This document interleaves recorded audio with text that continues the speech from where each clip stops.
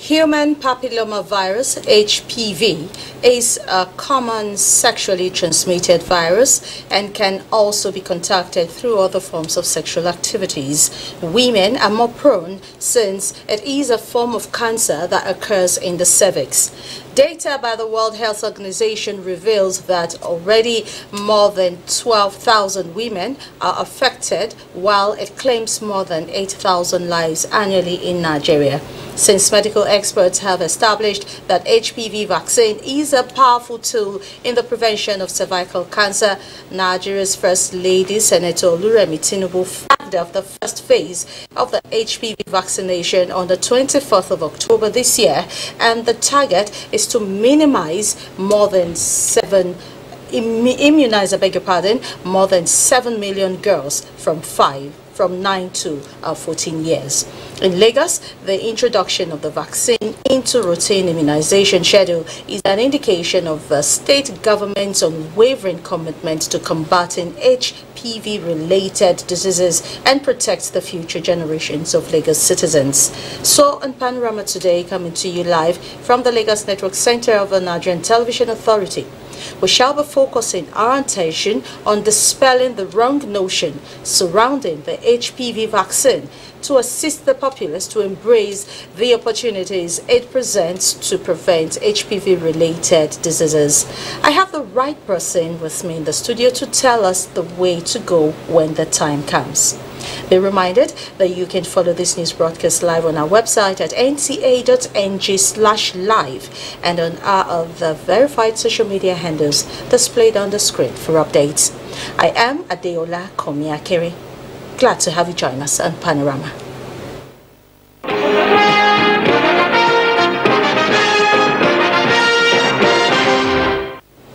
Minister of Information and National Orientation, Muhammad Idris, has engaged members of the Nigerian Guild of Editors as part of his familiarization drive with stakeholders in the media industry. Salihu Gwanara reports. Has prided itself as a strategic partner in the nation's democratic development.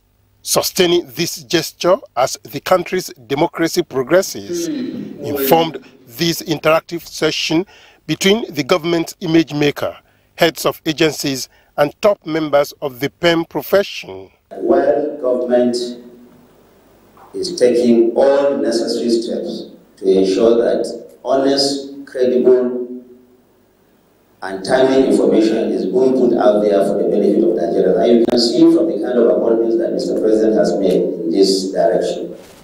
The whole idea is to ensure that government avail Nigerians of the information it requires. After all the policies and projects that are designed by government are for the benefit of Nigerians. On the flip side, government is also requesting you to please report information, report government programs and activities in the most transparent and accountable manner. The minister highlighted some government policies. Since he has took office, the president has also signed no fewer than 5 executive orders aimed at improving Nigeria's business and fiscal environment and increasing the foreign exchange supply. You will also have noticed that debt flows by the central banks to clear the billions of dollars in inherited foreign exchange backlog is ongoing. We saw the immediate impact of this on the exchange rate only last week, and we are confident that this is just the beginning. Under the reform agenda, the central bank is determined to focus on its core mandate of price stability and financial system stability for the benefit of all Nigerians. He urged media practitioners to explore the peaceful atmosphere being provided for the industry to promote values of national reorientation and unite the nation. In Abuja, Salihu Gwanara, NTA News. With adequate knowledge and technological know-how, journalists covering marine and blue economy will not only be on top of their profession, but also project the image of a country positively to the world. To achieve this, Kofi Annan International Peacekeeping Training Center is championing the course of training Nigerian journalists on the techniques of reporting events on the Gulf of Guinea. Bolaji Akim completes the story. Established in 1998, the Kofi Annan International Peacekeeping Training Center, KAIPTC, has been offering training in peacekeeping and peace support operations in Africa.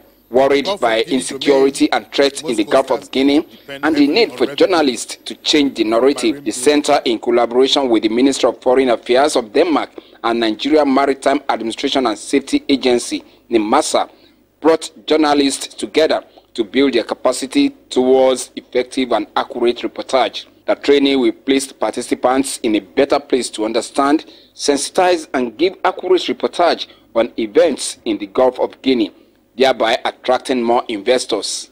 The media could also play an important role in sensitizing the populace on the dangers and impact of illegal fishing, armed robbery at sea, piracy, and other illegal activities.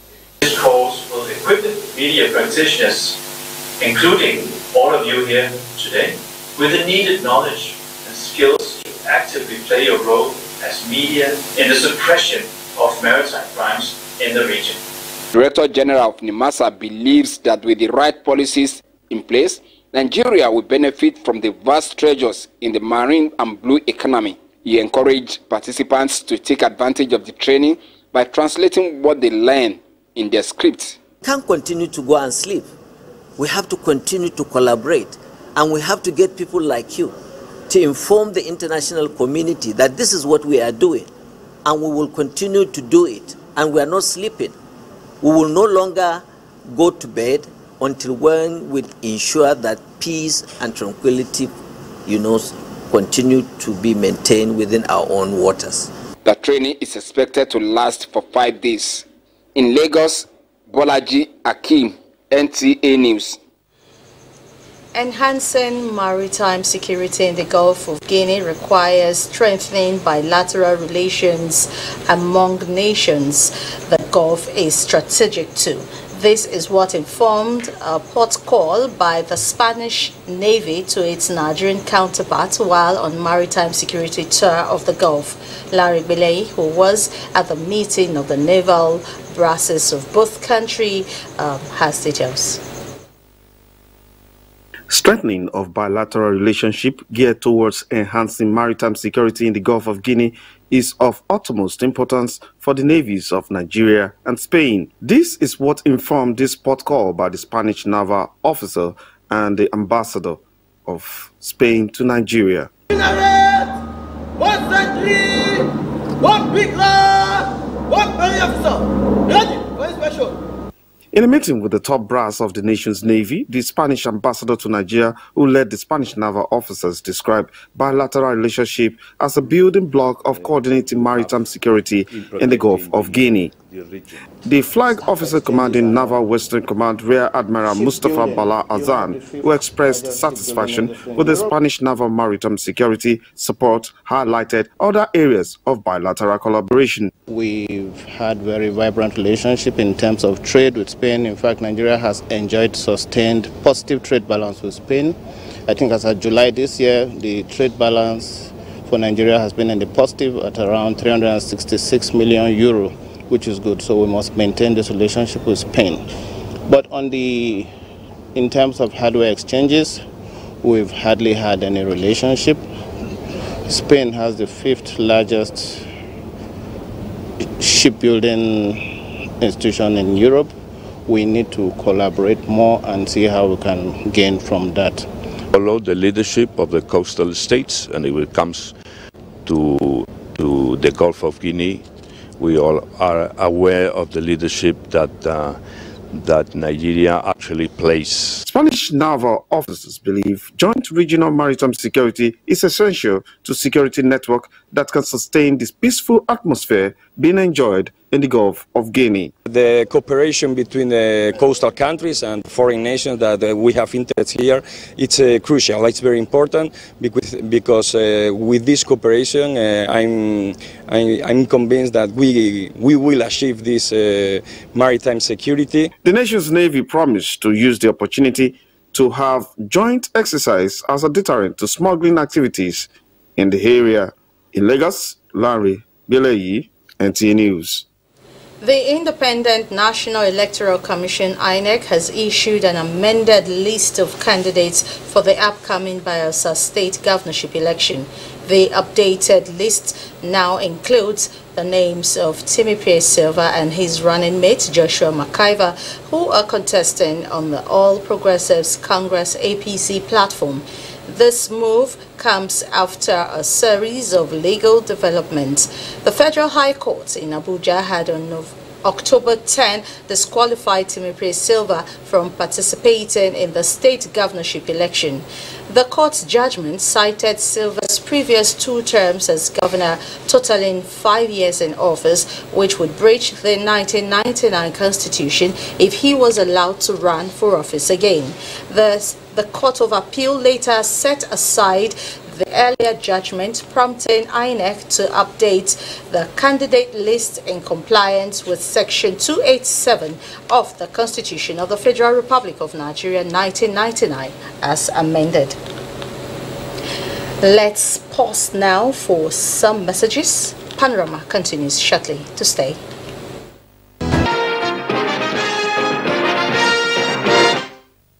Now talking health.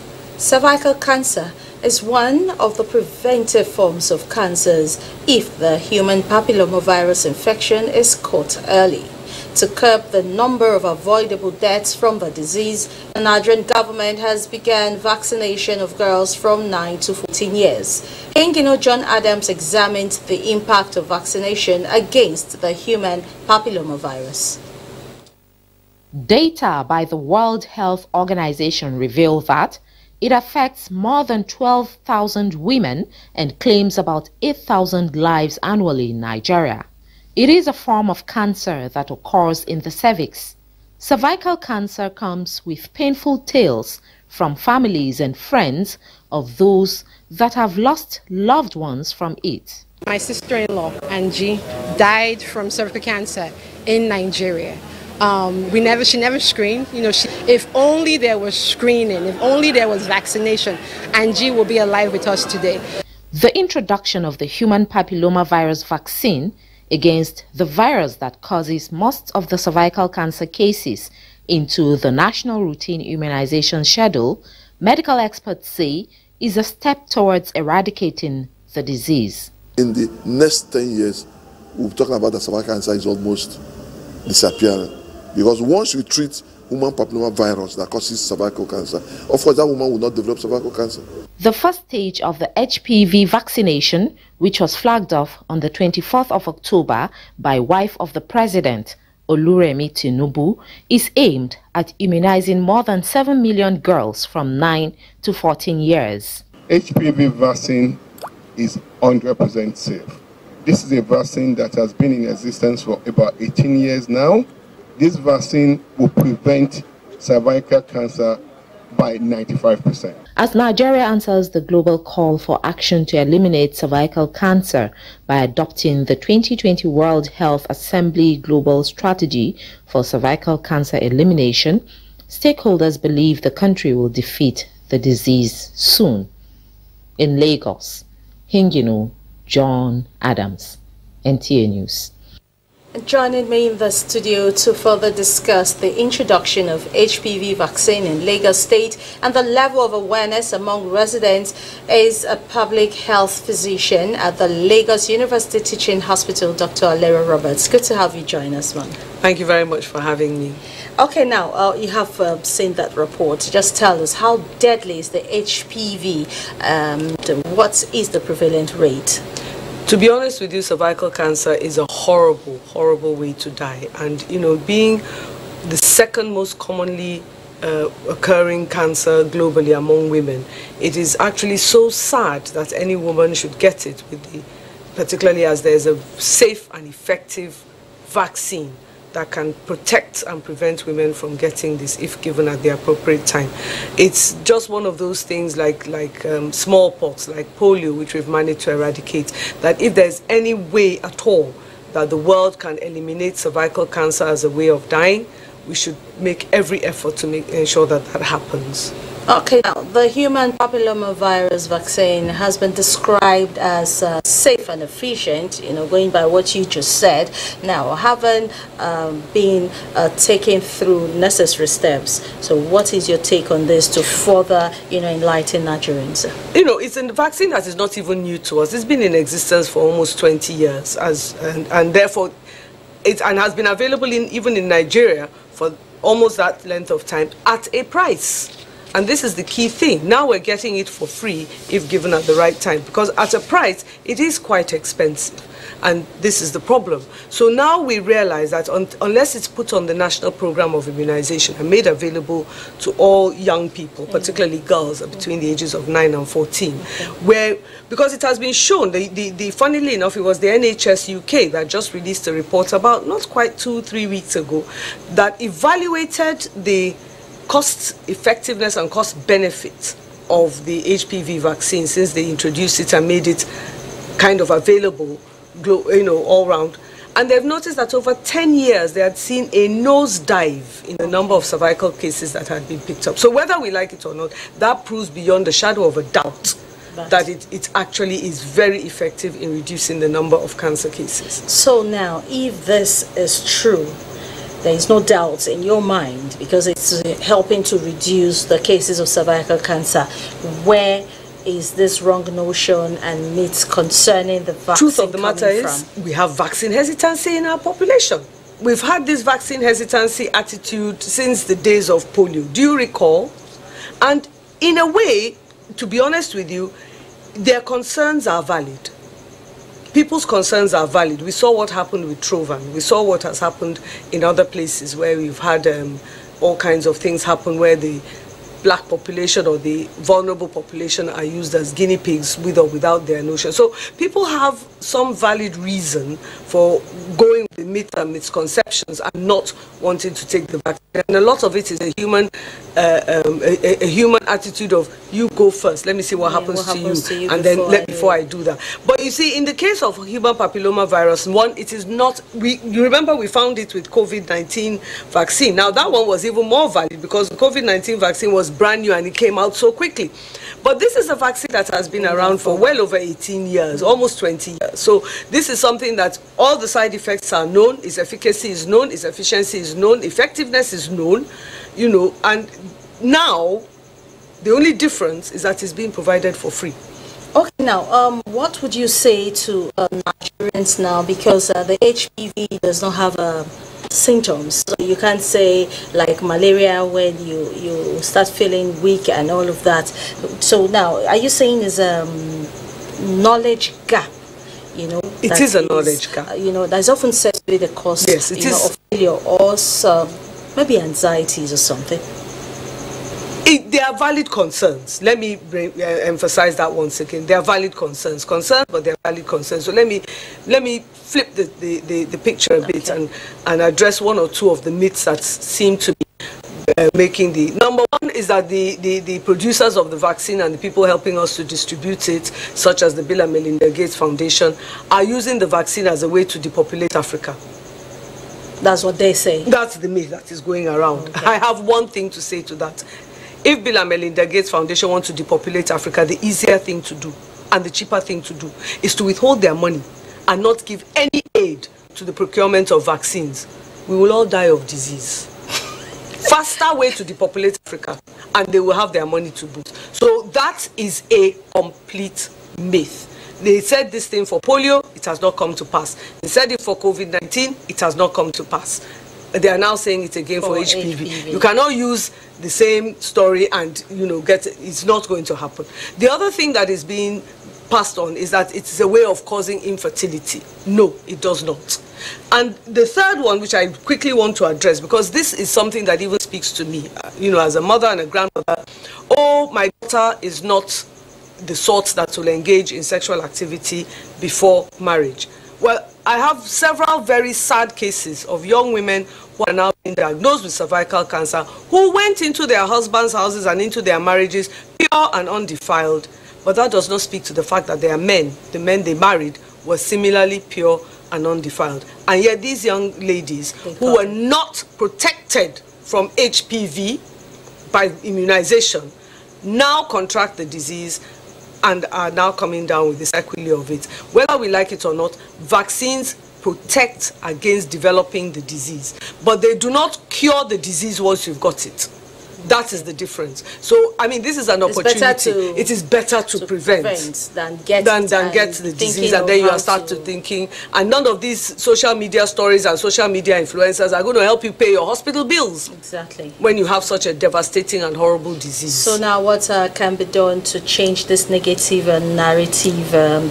We have to go one by one, step by step, changing hearts and minds. And like I always say, it is better to ask questions, raise your concerns, sit down with some professionals and let them address your concerns from where they are coming from. If you're a parent, your school has sent you this slip, or should your child be vaccinated and you are not sure, insist that there's a parent-teachers association meeting. Bring the local health, government health officials to address you.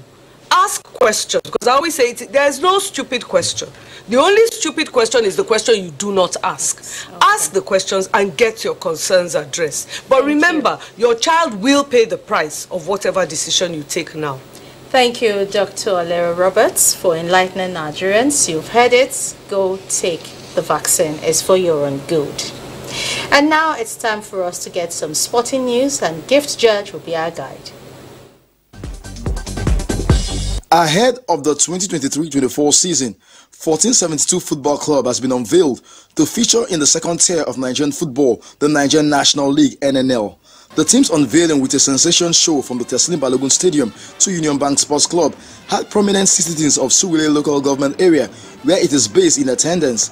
The club management says the club, named after the year the city of Lagos was founded by a Portuguese explorer who revolutionized football in Nigeria, with the development of talents also in the academy and women's team. Football as a business, football as entertainment, you know, so there are all lots of things that have been envisioned for this football club. In other news, the 2023 Amowo Games Mini Sports Festival has officially kicked off in Festac Town, Lagos, with a colorful opening ceremony as the area stood still while the torch of unity was taken through major streets to the FHA Sports Field. The youth were once again given the opportunity to showcase their talents in different games. In the opening match, Festac Unicorns humbled GRA Rhinos 8-6 on penalties after the game ended 2-all. By pushing the Say No to Drugs campaign, we know this is a very crucial topic in the society now, and we are happy to use the Amowo Games to push this cause. The youth are fulfilled. They are happy that they are being engaged positively instead of them being idle. In boxing, in its bid to take youth off the street and engage them productively, former boxer Emeka Agba, with the approval of the Nigerian Boxing Board of Control, is set to stage a boxing show tagged Ring Matador, scheduled for the 12th of November 2023, with 6 bouts scheduled for the night. This is the 67th bout, 6 in a month, for the Nigerian Boxing Board of Control. I will do my best to make our boxing, the boxing in Nigeria, to be competitive globally. I want to compete with my fighters. I want to take my fighters to compete with fighters in London and in America. Corporate people are interested in coming to the sport right now to give our boys the opportunity they deserve to become world champions. Samuel Ebue of Oshodi will take on Godwin Ambrose of the Nigerian Army in the star bout. With sports updates, Gift George, NTA News. And that sporting note concludes Panorama this week from the Lagos Network Center of the NTA. To join us again, I am Adeola Komiakere.